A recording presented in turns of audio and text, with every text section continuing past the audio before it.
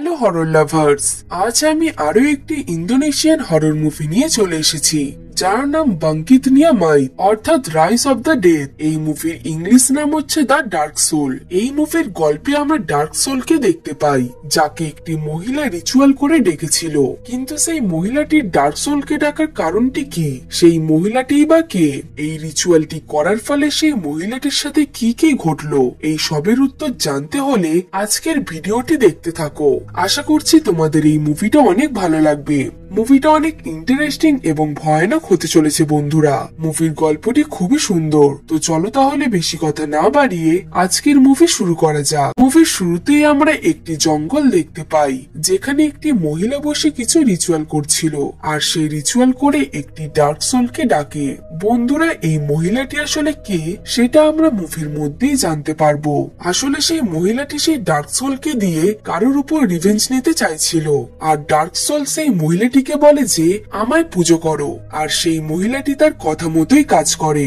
এরপর আমরা পরের সিনে একটি ইন্ট্রো দেখতে পাই, যেখানে লেখা ছিল 1965 থেকে 1966 সালের মধ্যে একটি মহামারী হয়েছিল, যেটা থেকে একটি কাপল বেঁচে উঠতে পেরেছে।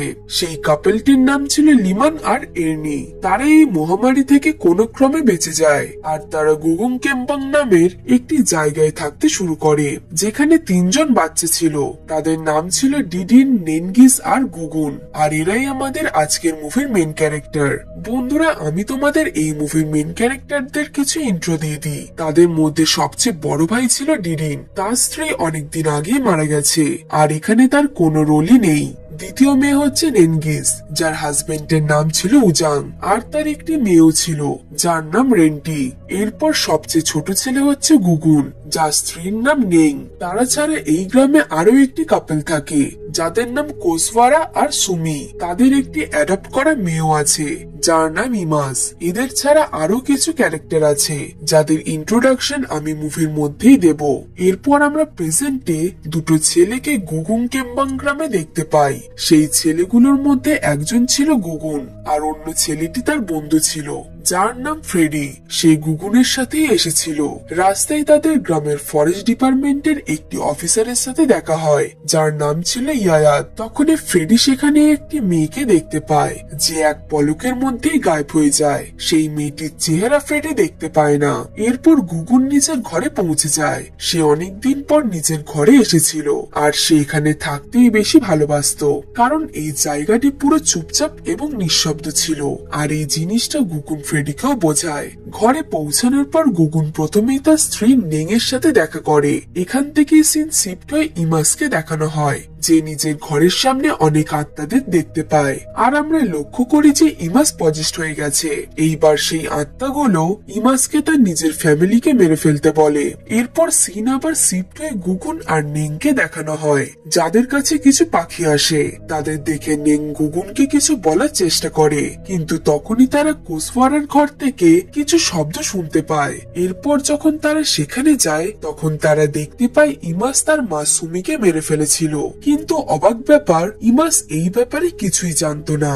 সে শুধুই একটা কথা বলছিল, যে আমি তখন পজেস্ট ছিলাম, আমি এইসব কিছুই করিনি। কিন্তু এইসব দেখে বাকি গ্রামের লোকেরা ইমাসকে ডেভিলের একটি রূপ ভাবতে থাকে, কিন্তু ডিডিন তাদের থামায়। এরপরে সিনে আমরা সবাইকে সুমির বডি কবর দিতে দেখতে পাই। তখনই হঠাৎ ফ্রেডির হাঁচি হতে লাগে। এই জন্য সে বিরক্ত হয়ে সেখান থেকে অন্য জায়গায় চলে যায়, যেখানে সে কারোর কাঁদার শব্দ শুনতে পায়। এরপর আবার সিন শিফট হয়ে ডিডিন, গুগুন আর কোসওয়ারাকে দেখানো হয়, যারা সুমির বডি দাফন করে দিয়েছিল। এরপর ডিডিন গুগুনকে বলে যে ফ্রেডিকে এইবার ডেকে নাও। আর যখন গুগুন ফ্রেডিকে খুঁজতে যায়, তখন সে ফ্রেডিকে মৃত অবস্থায় পড়ে থাকতে দেখে। এইদিকে কোসওয়ারা ডিডিনকে বলে যে ইমাস আমাদের অ্যাডপ্ট মেয়ে, আর আমি তাকে রিঙ্গিং লাবাঙে পেয়েছিলাম। কোসওয়ারা ইমাসকে প্রথম থেকেই সন্দেহ করত, কিন্তু ইমাস যখন থেকে তাদের ঘরে এসেছে, তখন থেকে তারা অনেক টাকা পাচ্ছিল। এই লোভেই তারা ইমাসকে তাদের সাথেই রেখে দেয়। কিন্তু খুবই শীঘ্রই তারা আবার আগের অবস্থায় ফিরে আসে, আর গুগুন কেম্বাঙে এসে থাকতে লাগে। তখনই ডিডিন বলে যে আমি আশেপাশের গ্রামের লোকেদের কাছে শুনেছি যে যারা যারা রিঙ্গিং লাবাঙে এসেছে, তারা নিজেদের সাথে মৃত্যুকে নিয়ে আসে।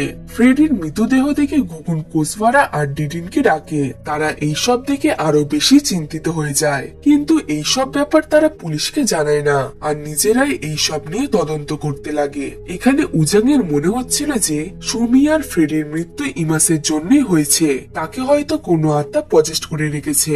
কিন্তু ডিডিন আর গুগুন এইসব কথা বিশ্বাস করে না, কারণ তাদের কাছে ইমাস একটি বাচ্চা ছিল আর ভগবানের ইচ্ছা ছাড়া কেউই কখনো মরতে পারে না। তাদের নিশ্চয়ই মৃত্যুর সময় চলে এসেছিল, এই জন্যই হয়তো তারা মারা গেছে। কিন্তু এইসব শোনার পরও কোসওয়ারা ইমাসকে এইসবের জন্য দায়ী ভাবতে লাগে। এরপর যখন তারা সন্ধ্যাবেলায় ঘরে ফেরে তখন তারা প্রথমে ইমাসকে একটি ঘরে বন্দি করে দেয়, যাতে সে আর কাউকে মারতে না পারে। এরপরের সিন আমরা কোসওয়ারাকে দেখতে পাই, যাকে একটি আত্মা হন্ট করতে লাগে। এরপর যখন সে ঘুম থেকে ওঠে তখন সে বুঝতে পারে এটা সে স্বপ্ন দেখছিল। এর পরের দিন সকালে নেনগিস ইমাসের কাছে যায়, যেখানে সে ইমাসকে পজেস্ট অবস্থায় দেখতে পায়। আর নেনগিস দেওয়ালে দেখতে পায় যে রক্ত দিয়ে লেখা আছে আজ রাতে সে নিজের সাথে একটি শিকার নিয়ে যাবে। এরপর কোসওয়ারা রেগে ইমাসকে মারতে যায়। তখন আমরা ইমাসকে পজেস্ট অবস্থায় দেখতে পাই। তার চোখ পুরো কালো হয়ে গিয়েছিল আর তার আশেপাশে ব্ল্যাক স্মোক ছিল। সে তার আশেপাশে ঘুরতে থাকা আত্মাদের সব বলে। এরপর পরের দিন সকালে যেখানে ইমাস ছিল সেখানে সবাই কোসওয়ারার ডেড বডি দেখতে পায়, যেটা দেখে বাকি সবাই খুবই ভয় পেয়ে যায়। এইসব দেখে বিরক্ত হয়ে উজাং ডিসাইড করে যে সে ইমাসকে এবার রিঙ্গিং লাবঙে রেখে আসবে। কিন্তু ডিডিন এমনটি চাইছিল না, এটা করা ছাড়া তাদের কাছে আর কোনো অপশনও ছিল না। এই জন্য সে ইমাসকে সেখানে রেখে আসতে রাজি হয়ে যায়। কিন্তু তারা যখন ইমাসকে সেখানে নিয়ে যায় তখন ইমাস সেখানে থাকতে চায় না আর সে হঠাৎই উজাংকে আঘাত করে দেয়। এর ফলে উজাংকে ইমাসকে মারতে হয়। এটা ডিডিনের একদমই পছন্দ হয় না। এরপর তারা ইমাসকে সেখানে রেখে চলে আসে আর যখন তারা ঘরে ফেরে তখন তারা ইমাসকে কোসওয়ারার ঘরেই বসে দেখতে পায়, যে খুবই ভয় পেয়েছিল। উজাং এর এটা একদমই পছন্দ হয় না যে ইমাস তাদের সাথে থাকবে। এই জন্য সে ইমাসকে গ্রাম থেকে বাইরে বের করে দেবে ঠিক করে। কিন্তু ডিডিন আর গুগুন তাকে এরাম করতে বারণ করে। কিন্তু তখনই সে ইমাসের জায়গায় একটি শয়তানকে বসে থাকতে দেখতে পায়, যেটা দেখে উজাং তার উপর হামলা করে দেয় আর তাকে খুব জোরেই আঘাত করে দেয়। দেখতে দেখতে সেই আত্মাটি আবার ইমাসে বদলে যায়। তখনই উজাং বুঝতে পারে সে ইমাসকে জানে মেরে ফেলেছে।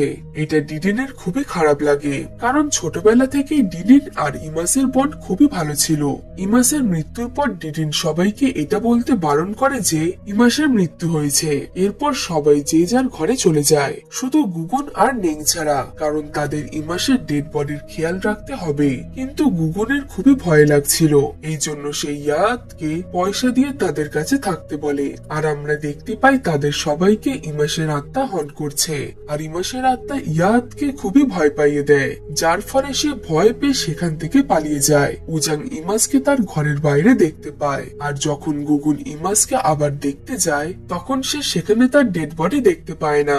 এই জন্য গুগুন তাড়াতাড়ি উজাং এর কাছে যায় আর সে তার সাথে তাকে নিয়ে আসে। কিন্তু আমরা দেখতে পাই ইমাসের বডি সেখানে পড়েছিল। আসলে ইমাসের আত্মাটি গুগুনকে হ্যালুসিনেট করেছিল।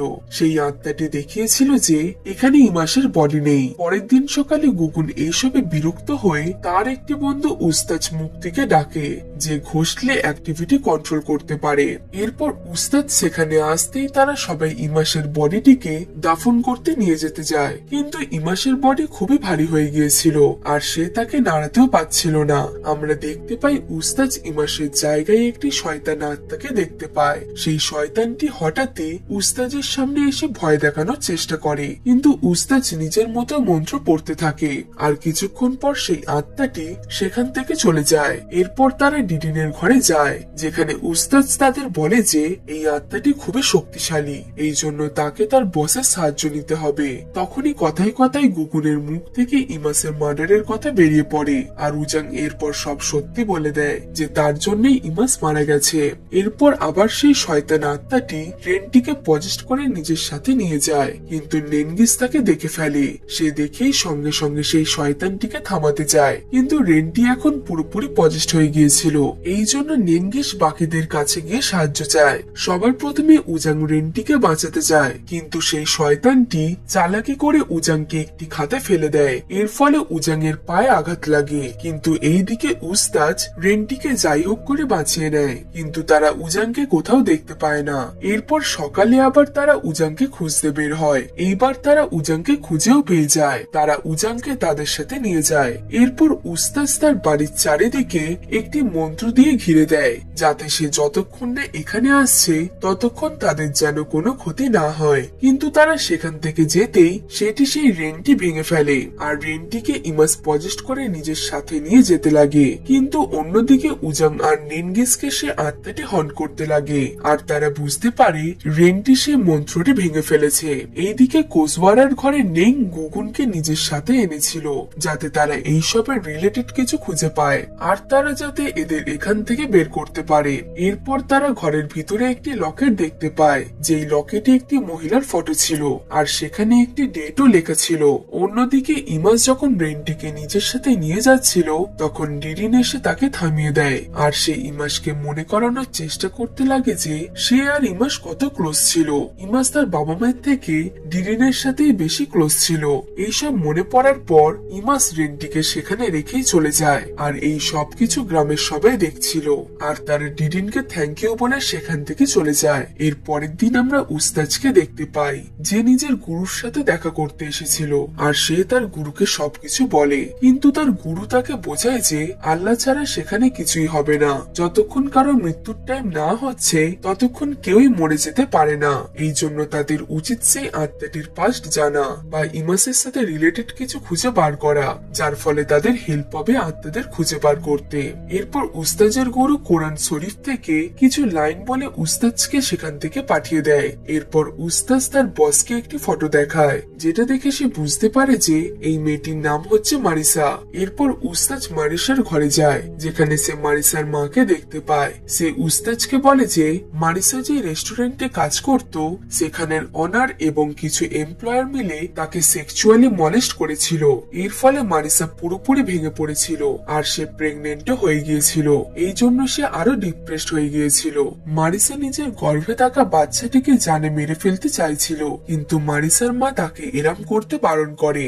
এরপর একদিন মারিসা নিজেই কোথাও একটা চলে যায়, আর সে কখনোই আর ঘরে ফিরে আসে না। তার মায়ের মনে হয় যে মারিসা হয়তো মরে গেছে, কিন্তু কিছুদিন পরে তাদের ঘরের দরজার বাইরে কেউ একজন একটি বাচ্চা রেখে চলে যায়। সেই বাচ্চাটির পাশে লেখা ছিল যে এই বাচ্চাটিকে রিঙ্গিং লাবাঙে রেখে এসো, আর যতক্ষণ না সেই বাচ্চাটিকে কেউ নিজের সাথে পার্মানেন্টলি নিয়ে যাচ্ছে ততদিন তাকে সেই বাচ্চাটিকে সেখানেই রাখতে হবে। এরপর মারিসার মা সেই বাচ্চাটিকে সেখানে রেখে দেয়, কিন্তু সেখানে এসে যারা যারা সেই বাচ্চাটিকে নিয়ে গেছে তারা আবার সেই বাচ্চাটিকে কিছুদিন পর সেখানেই রেখে চলে গেছে। এরপর একদিন রিঙ্গিং লাবাঙে একটি কাপেল আসে, যারা সেই বাচ্চাটিকে সারা জীবনের জন্য সেখান থেকে নিয়ে চলে যায়। উস্তাজ বুঝে যায় যে এই কাপেলটি আর অন্য কেউ নয়, বরং সুমি আর কোসওয়ারা। এরপর উস্তাজ মারিসার মাকে বলে যে সেই কাপেলটি মারা গেছে, আর তাদের সাথে আরো অনেকেরই জান চলে গেছে। এই জন্য উস্তাজ মারিসার মাকে তার সাথে যেতে বলে, যাতে সে তাকে ইমাসকে থামাতে হেল্প করতে পারে। কিন্তু মারিসার মা যেতে চায় না। কিছুক্ষণ পর মারিসার মা উস্তাজের সাথে রিঙ্গিং লাবাঙে যেতে রাজি হয়ে যায়। এরপর আমরা গুগুং কেম্বাং এর সিন দেখতে পাই, যেখানে গুগুং আর নেং উস্তাজ এবং সেই মহিলাটিকে সাহায্য করবে বলে রিঙ্গিং লাবাঙে যাচ্ছিল, আর বাকি যারা বেঁচে ছিল তারা সেখানেই থাকে। সেখান থেকে গুগুন আর নেং চলে যাওয়ার পরে সেই শয়তান আত্মাটি বাকি যারা বেঁচে ছিল তাদের উপর হামলা করে দেয়। সেখানে ডিডিন, উজাং, নেনগিস আর রেন্টি ছিল।